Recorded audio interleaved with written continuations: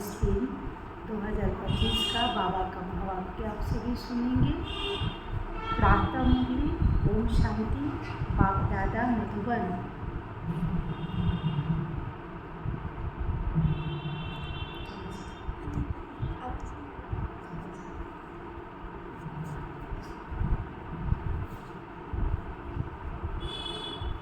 आज बाबा ने कहा, मीठे बच्चे तुम बहुत लकी हो, क्योंकि तुम्हें बाप की याद के सिवाय और कोई फिक्रात नहीं है।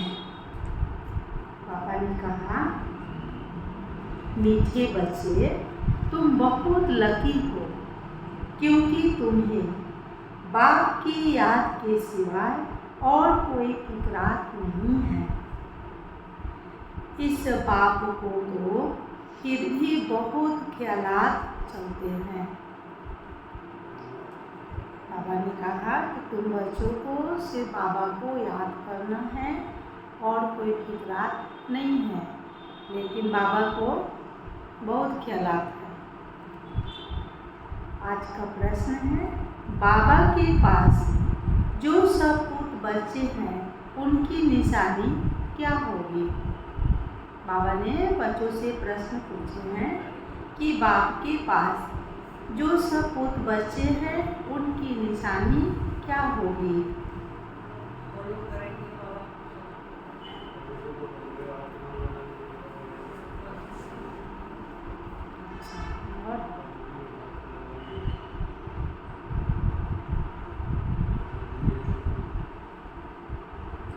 बाबा ने बताया, वे सभी का बुद्धि योग एक बाप से जुड़ाते रहेंगे।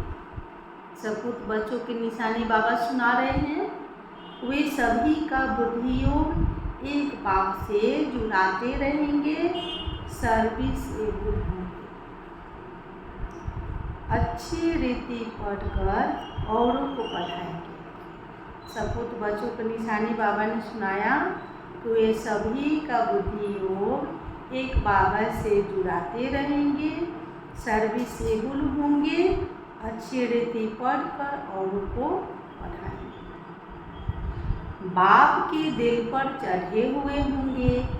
ऐसे सपूत बच्चे ही बाबा का नाम वाला पढ़ते हैं। जो पूरा पढ़ते नहीं वह औरों को भी खराब करते हैं। बाबा ने कहा कि जो पूरा नहीं पढ़ते हैं वो औरों को भी खराब करते हैं। यह भी ड्रामा में रूल है। बाबा ने कहा कि जो पढ़ाई न पढ़ के खराब हो जाते हैं, यह भी ड्रामा में रूल है।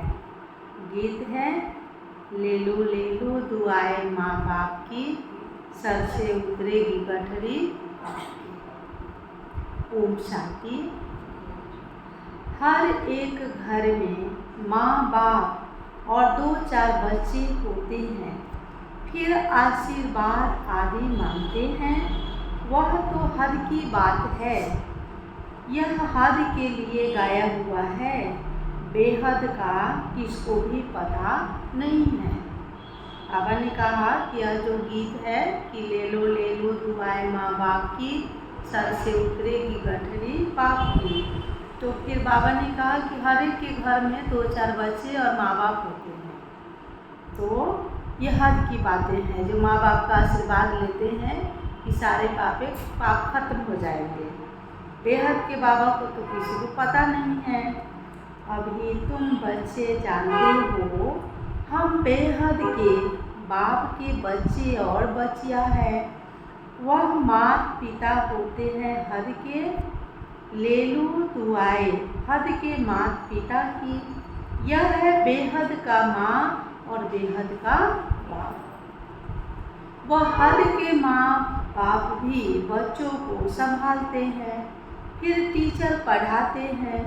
अब तुम बच्चे जानते हो, यह है बेहद के माँ बाप, बेहद का टीचर, बेहद का सतगुरु, सुप्रीम फादर, टीचर, सुप्रीम गुरु, सत बोलने वाला, सत सिखलाने वाला। बच्चों में नंबरवार तो होते हैं ना।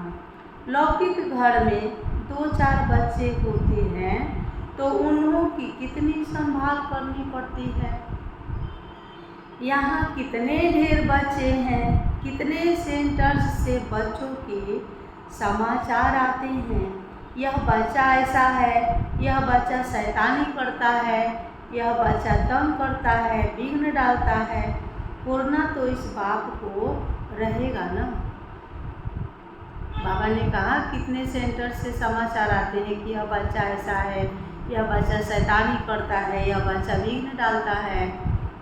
समाचार नहीं भी आता है तो बाबा तो जान ही जाते हैं। कोरोना तो पाप को रहता है ना, प्रजापिता तो यह है ना। कितने ढेर बच्चों का ख्याल रहता है। तब बाबा कहते हैं तुम बच्चे अच्छी रीति बाप की याद में रह सकते हो। इनको तो हजारों पूर्णे हैं। पूर्णा माने चिंता। यह पूर्णा तो है ही, हजारों पूर्णे ख्यालात दूसरे रहते हैं। कितने ढेर बच्चों को संभालना पड़ता है। माया भी बड़ी दुश्मन है ना। अच्छी रीति कोई कोई के ख्याल उतार देती है। कोई को नाक से, कोई को चोटी से पकड़ लेती है। बाबा ने कहा माया किसी को नाक से पकड़ लेती है और किसी को चोटी से पकड़ लेती है। इतने सबका विचार तो करना पड़ता है ना। फिर भी बेहद बाबा की याद में रहना पड़े। तुम हो बेहद के बाबा के बच्चे।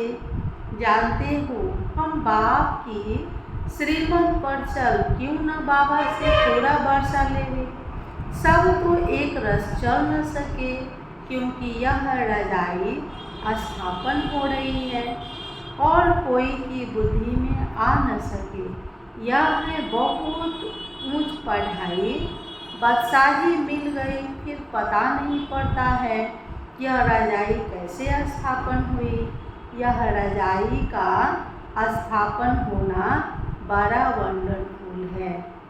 अभी तुम बच्चे अनुभवी हो। पहले इनको भी पता थोड़े ही था कि हम क्या थे। इनके लिए बाबा बोल रहे हैं, ब्रह्मा बाबा के लिए। फिर कैसे 84 जन्म लिए अभी समझ में आया है। तुम भी कहते हो बाबा आप वही हो। यह बड़ी समझने की बात है। इस समय ही बाप आकर सब बातें समझाते हैं। इस समय भल कोई कितना भी लखपति करोड़पति हो, बाप कहते हैं यह पैसे आदि सब मिट्टी में मिल जाने हैं। बाकी टाइम ही कितना है। दुनिया के समाचार तुम रेडियो में अथवा अखबारों में सुनते हो क्या क्या हो रहा है। दिन प्रतिदिन बहुत झगड़ा बढ़ता जा रहा है। सूत मुझता ही रहता है। सब आपस में लड़ते झगड़ते मरते हैं और सबको मारने की तैयारियां कर रहे हैं। सारे माल खजाने सब खत्म हो जाएंगे, कुछ नहीं बचेगा। जिससे समझ में आता है लड़ाई शुरू हुई कि हुई, दुनिया नहीं जानती कि यह क्या हो रहा है, क्या होने का है। तुम्हारे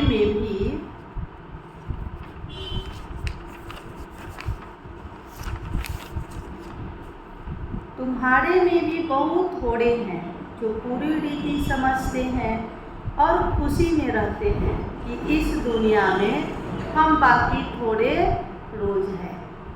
बाबा ने कहा कि तुम बच्चों में भी बहुत थोड़े हैं जो समझते हैं कि इस दुनिया में हम थोड़े रोज हैं। अभी हमको कर्मातीत अवस्था में जाना है। हर एक को अपने लिए पुरुषार्थ करना है। तुम तो पुरुषार्थ करते हो अपने लिए। जितना जो पुरुषार्थ करेंगे उतना फल पाएंगे।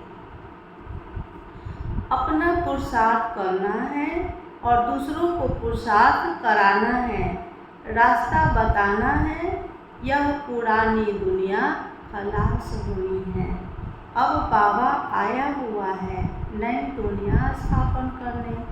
तो इस विनाश के पहले तुम नई दुनिया के लिए पढ़ाई कर लो। भगवान आज मैं तुमको राजयोग सिखाता हूँ। लाडले बच्चे, तुमने बहुत भक्ति की है। आधा कल्प तुम रावण राज्य में थे ना। यह भी किसी को पता नहीं कि राम किसको कहा जाता है, राम राज्य की कैसे स्थापना हुई, यह सब तुम ब्राह्मण ही जानते हो। तुम्हारे में भी कोई तो ऐसे हैं जो कुछ भी न जानते हैं न मानते हैं। बाप के पास सपूत बच्चे वह है जो सबका बुद्धि योग एक बाप से के साथ जुड़ाते हैं। जो सर्विसेबल है, जो अच्छी रीति पढ़ते हैं, वो बाप के दिल पर चढ़े हुए हैं। और बाबा भी उसी बच्चे के साथ रहते हैं जो बच्चे सर्विसेबल है।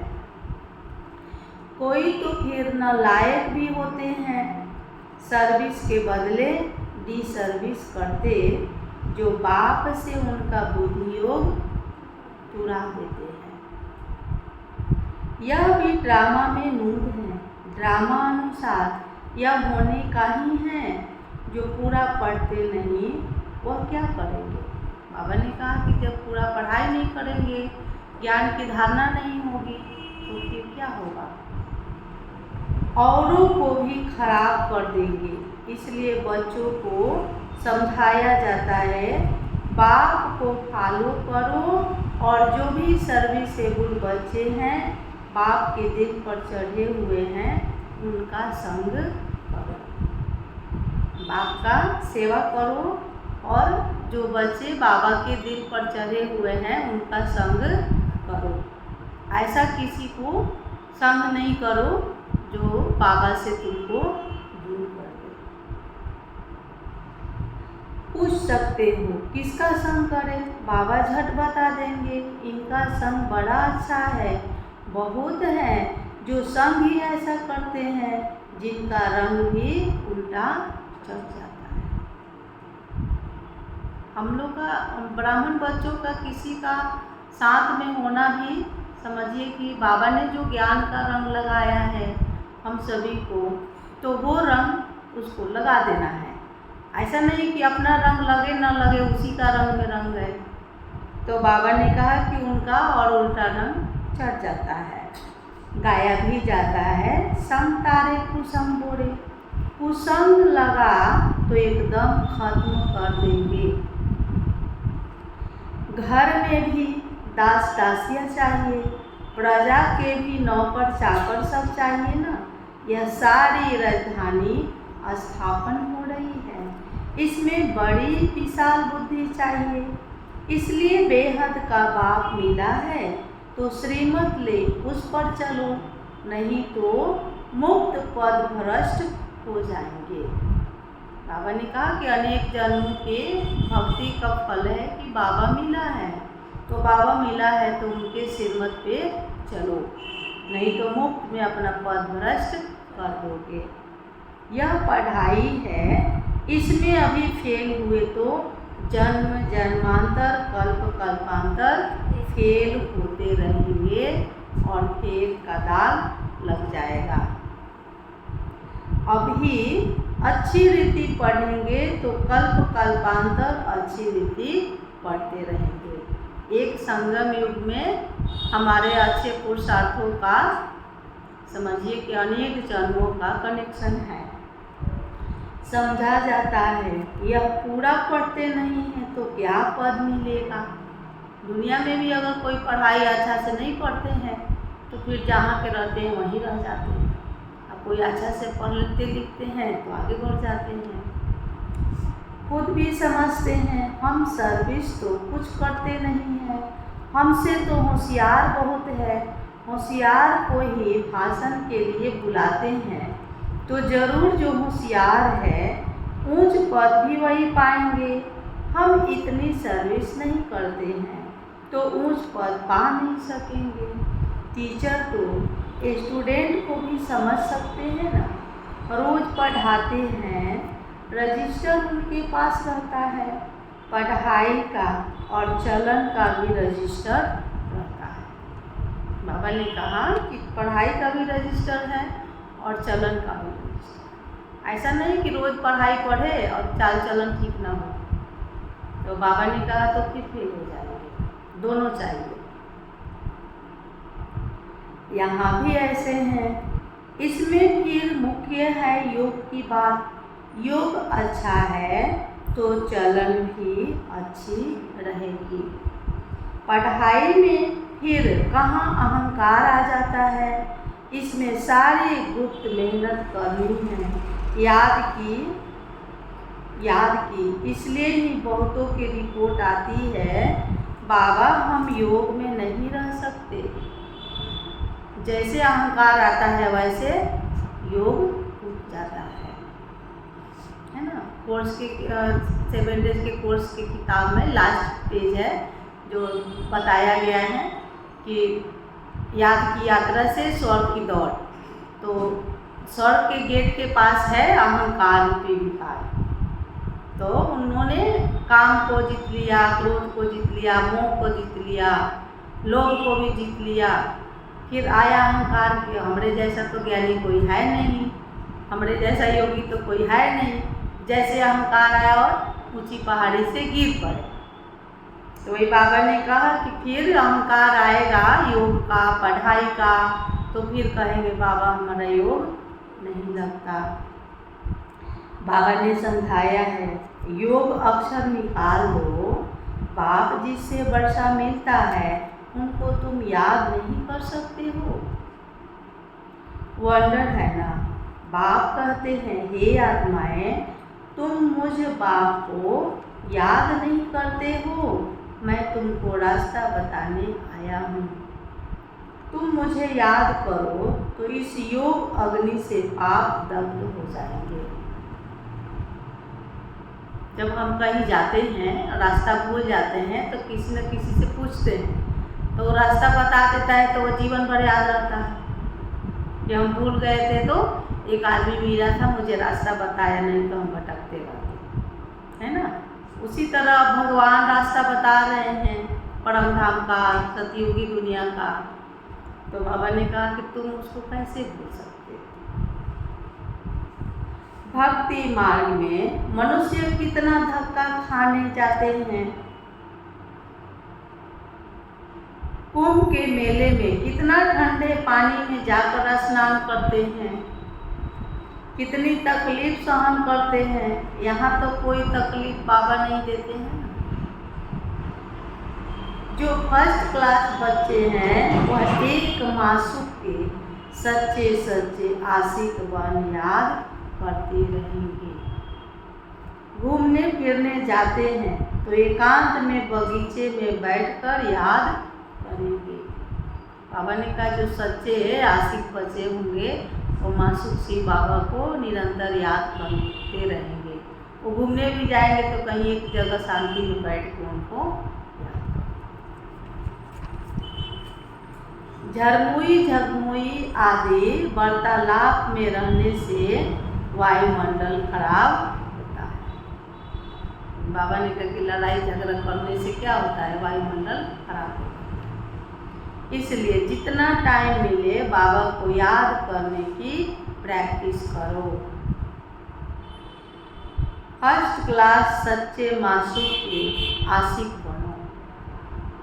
जैसे हमारे मन में आता है कि हम 2 मिनट बाबा को याद कर लेते हैं, चाहे घर में रहे चाहे कहीं भी रहे, जैसे ख्याल आता है मन में कि अभी बाबा को याद कर, जैसे ख्याल आया तो समझिए कि बाबा हमको परम धाम में बैठे याद कर रहा है।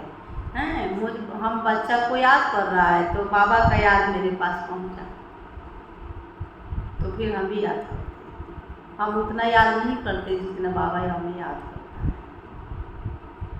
बाप कहते हैं देहधारी का फोटो नहीं रखो, सिर्फ एक शिव बाबा का फोटो रखो जिसको याद करना है। अगर समझो सृष्टि चक्र को भी याद करते रहे तो त्रिमूर्ति और गोले का चित्र फर्स्ट क्लास है। इसमें सारा ज्ञान है। स्वदर्शन चक्रधारी तुम्हारा नाम अर्थ सहित है। नया कोई भी नाम सुने तो समझ न सके। यह तुम बच्चे ही समझते हो। तुम्हारे में भी कोई अच्छी रीति याद करते हैं, बहुत है जो याद करते ही नहीं हैं। अपना खाना ही खराब कर देते हैं। पढ़ाई तो बड़ी सहज है। बाप कहते हैं साइलेंस से तुमको साइंस पर विजय पानी है। साइलेंस और साइंस राशि एक ही है। मिलिट्री में भी 3 मिनट साइलेंस कराते हैं। मनुष्य भी चाहते हैं हमको शांति मिले। अब ये तुम जानते हो शांति का स्थान तो है ही ब्रह्मांड। फिर ब्रह्म महातत्व में हम आत्मा इतनी छोटी बिंदी रहती है। वह सब आत्माओं का झाड़ तो वंडरफुल होगा ना। मनुष्य कहते भी है भ्रिकुटी के बीच चमकता है अजब सितारा। बहुत छोटा सोने का तिलक बनाए यहाँ लगाते हैं। आत्मा भी बिंदी है। बाप भी उनके बाजू में आकर बैठते हैं। साधु संत आदि कोई भी अपनी आत्मा को नहीं जानते, जबकि आत्मा को ही नहीं जानते तो परमात्मा को कैसे जानते। सिर्फ तुम ब्राह्मण ही आत्मा और परमात्मा को जानते हो। कोई भी धर्म वाला जान नहीं सकता। कितने लोग हैं ना मैंने भक्त आत्माओं में कि आत्मा को मानते ही नहीं, आत्मा है ही नहीं। बोले प्रकृति है और प्रकृति की शक्ति से शरीर बोलता है, चलता है। अभी तुम ये जानते हो कैसे इतनी छोटी सी आत्मा सारा पाठ बजाती है। सत्संग तो बहुत करते हैं, समझते कुछ भी नहीं। इसने भी बहुत गुरु किए हैं। अब बाबा कहते हैं यह सब है भक्ति मार्ग के गुरु। ज्ञान मार्ग का गुरु है ही एक। डबल सिरताज रजाओं के आगे सिंगल ताज वाले रजाए माथा झुकाते हैं, नमन करते हैं, क्योंकि वह पवित्र है। उन पवित्र रजाओं के ही मंदिर बने हुए हैं। पतित जाकर उन्हों के आगे माथा टेकते हैं, परंतु उनको कोई यह थोड़े ही पता है कि यह कौन है। हम माथा क्यों टेकते हैं? सोमनाथ का मंदिर बनाया, अब पूजा तो करते हैं, परंतु बिंदी की पूजा कैसे करें? बिंदी का मंदिर कैसे बनेगा? यह है बड़ी गुढ़िया बातें। गीता आदि में थोड़े ही यह बातें हैं। जो खुद मालिक है वही समझाते हैं। तुम अभी जानते हो कैसे इतनी छोटी आत्मा में पाठ मुधा हुआ है। आत्मा भी अविनाशी है, पाठ भी अविनाशी है। वंडर है ना। यह सारा बना बनाया खेल है। कहते भी है बनी बनाई बन रही है।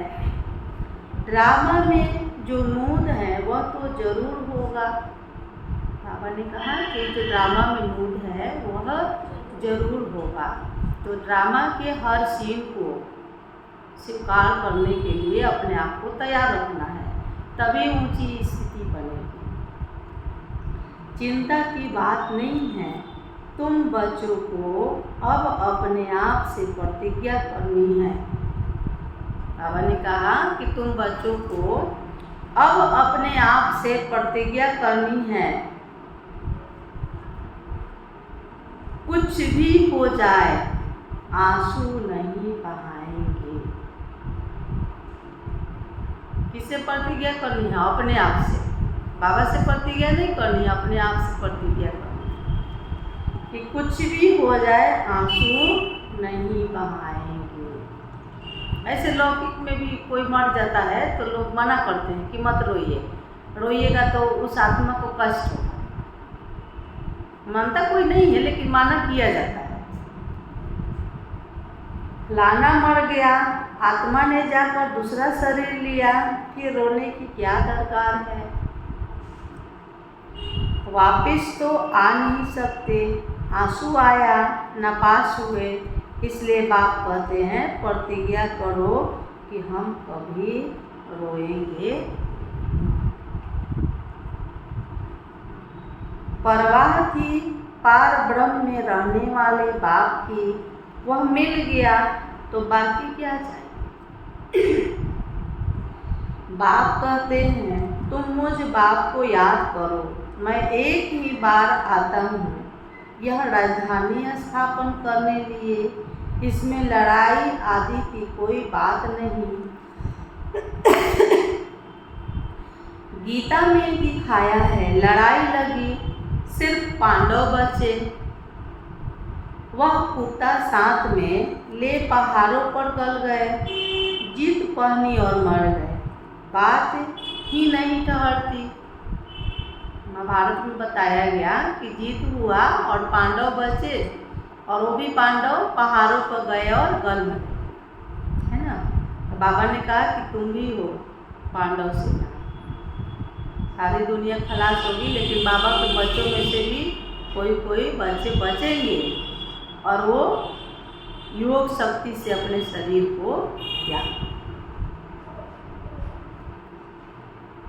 यह सब है दंत कथा है, इसको कहा जाता है भक्ति मार्ग।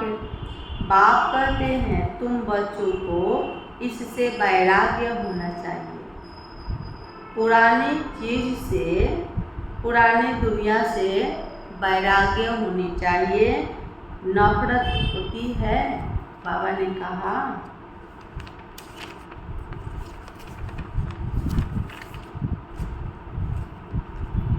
नफरत कड़ा अक्षर है, वैराग्य अक्षर मीठा है।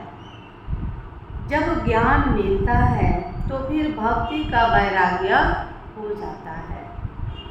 सतयुग त्रेता में तो सिर्फ ज्ञान की प्रारब्ध 21 जन्म के लिए मिल जाती है, वहाँ ज्ञान की दरकार नहीं रहती। कहाँ नहीं रहती? सतयुग में ज्ञान की दरकार नहीं रहती। फिर जब तुम मार्ग में जाते हो तो सीधी उतरते हो। अभी है अंत। बाप कहते अब इस पुरानी दुनिया से तुम बच्चों को वैराग्य आना है। तुम अभी शूद्र से ब्राह्मण बने हो, फिर सो देवता बनेंगे और मनुष्य इन बातों से क्या जाने। भल विराट रूप का चित्र बनाते हैं, परंतु उसमें न चोटी है न शिव है। कह देते हैं देवता देवता क्षत्रिय वैश्य शूद्र, बस शूद्र से देवता कैसे कौन बनाते हैं यह कुछ नहीं जानते। बाप कहते हैं तुम देवी देवता कितने साहूकार थे, फिर वह सब पैसे कहाँ गए। माथा टेकते टेकते टिप्पण खिसाते पैसा कमाया। कल की बात है ना, तुमको यह बना कर गए, फिर तुम क्या बन गए। बाबा पूछ रहे हैं कि कल की बात है, तुमको मैंने लक्ष्मी नारायण बना के गया और फिर तुम क्या बन गए। ये मुरली का लास्ट पॉइंट है। अच्छा मीठे मीठे सिकिल दे बच्चों प्रति माँ पिता बाप दादा का याद प्यार और गुड मॉर्निंग। रूहानी बाप की रूहानी बच्चों को नमस्ते। हम सब रूहानी बच्चों की तरफ से रूहानी माता पिता बाप दादा का याद प्यार गुड मॉर्निंग। नमस्ते नमस्ते बाबा नमस्ते। धारणा के लिए सार है। फर्स्ट पॉइंट है झरमुई झगमुई पर चिंतन के, झरमुई झगमुई पर चिंतन के वार्तालाप से वातावरण खराब नहीं करना है। एकांत में बैठ सच्चे सच्चे आशिक बन अपने मासूक को याद करना है। झरमुई झगमुई पर चिंतन के वार्तालाप से वातावरण खराब नहीं करना है। एकांत में बैठ सच्चे सच्चे आशिक बन अपने मासूक को याद करना है।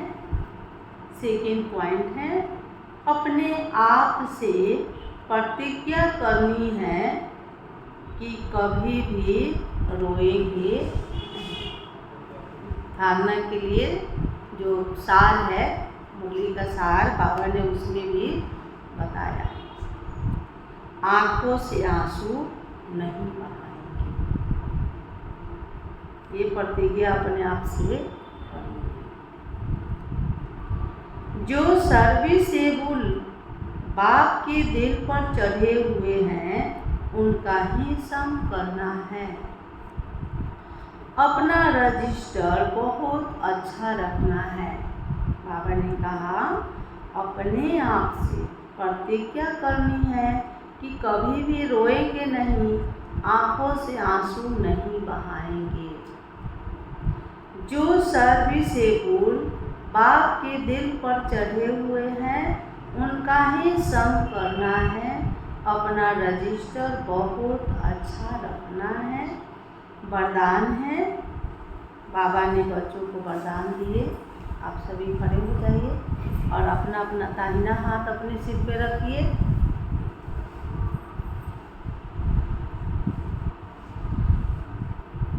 पावरफुल वृत्ति द्वारा मनसा सेवा करने वाले विश्व कल्याणकारी भव। पावरफुल वृत्ति द्वारा मनसा सेवा करने वाले विश्व कल्याणकारी भव। अब आप सब सुनाइए।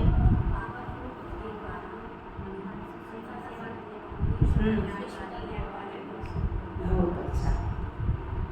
वरदान का स्पष्टीकरण है, विश्व की तरफती हुई आत्माओं को रास्ता बताने के लिए साक्षात बाप समान लाइट हाउस माइट हाउस बनो। विश्व की तरफती हुई आत्माओं को रास्ता बताने के लिए साक्षात बाप समान लाइट हाउस माइट हाउस बनो। लक्ष्य रखो कि हर आत्मा को कुछ न कुछ देना है, चाहे मुक्ति दो चाहे जीवन मुक्ति। सर्व के प्रति महादानी और वरदानी बनो। अभी अपने अपने स्थान की सेवा तो करते हो, लेकिन एक स्थान पर रहते मनसा शक्ति द्वारा वायुमंडल वाइब्रेशन द्वारा विश्व की सेवा करो। ऐसी पावरफुल वृत्ति बनाओ जिससे वायुमंडल बने, तब कहेंगे विश्व कल्याणकारी आत्मा। बाबा ने कहा कि पावरफुल वृत्ति द्वारा विश्व की सेवा करो। स्लोगन है, अशरीरीपन की एक्सरसाइज और व्यर्थ संकल्पों रूपी भोजन की परहेज से स्वयं को तंदुरुस्त बनाओ। बाबा ने कहा कि अशरीरीपन की एक्सरसाइज और व्यर्थ संकल्प रूपी भोजन की परहेज से स्वयं को तंदुरुस्त बनाओ। बन जाइए आप सभी। अव्यक्त इशारे हैं, सत्यता और सभ्यता रूपी कल्चर को अपनाओ। अब अपने भाषणों की रूपरेखा नहीं करो। पापा ने कहा कि अब अपने भाषणों की रूपरेखा नहीं करो। विश्व शांति के भाषण तो बहुत कर लिए, लेकिन आध्यात्मिक ज्ञान व शक्ति क्या है और इसका सोर्स कौन है, इस सत्यता को सभ्यतापूर्वक सिद्ध करो। सभी समझे कि यह भगवान का कार्य चल रहा है। माताएं बहुत अच्छा कार्य कर रही है। समय प्रमाण यह भी धरनी बनानी पड़ी, लेकिन जैसे फादर सोच सन है, ऐसे सन सोच फादर हो, तब प्रत्यक्षता का झंडा लहराएगा। आज पापा ने कहा, मीठे बच्चे, तुम बहुत लकी हो, क्योंकि तुम्हें बाप की याद के सिवाय और कोई फिक्रात नहीं। इस बाबा को तो फिर भी बहुत ख्यालात चलते हैं। आज का प्रश्न है, बाप के पास जो सपूत बच्चे हैं उनकी निशानी क्या होगी? बताइए आप सभी, उनकी निशानी क्या होगी?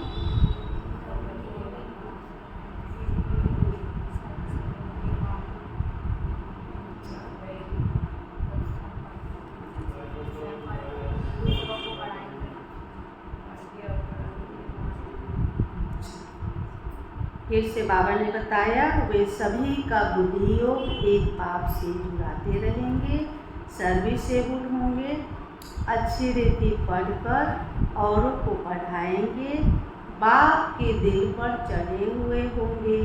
ऐसे सपूत बच्चे ही बाप का नाम वाला करते हैं। जो पूरा पढ़ते नहीं वह औरों को भी खराब करते हैं। यह भी ड्रामा में गीत है। आज का गीत है, ले लो दुआएं माँ बाप की, सर से कटरी उतरेगी। अभी हम सभी बाबा को थैंक्स देंगे। चलिए, अपना दोनों हाथ अपने हृदय पर रखिए। मीठे बाबा, प्यारे बाबा, दिलों के सहारे बाबा, रोज परम धाम से आके ज्ञान मुरली सुनाने के लिए, ज्ञान रत्नों से झोली भरने के लिए, सर्व शक्तियों से भरपूर करने के लिए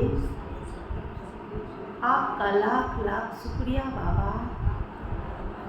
आपका लाख लाख शुक्रिया बाबा।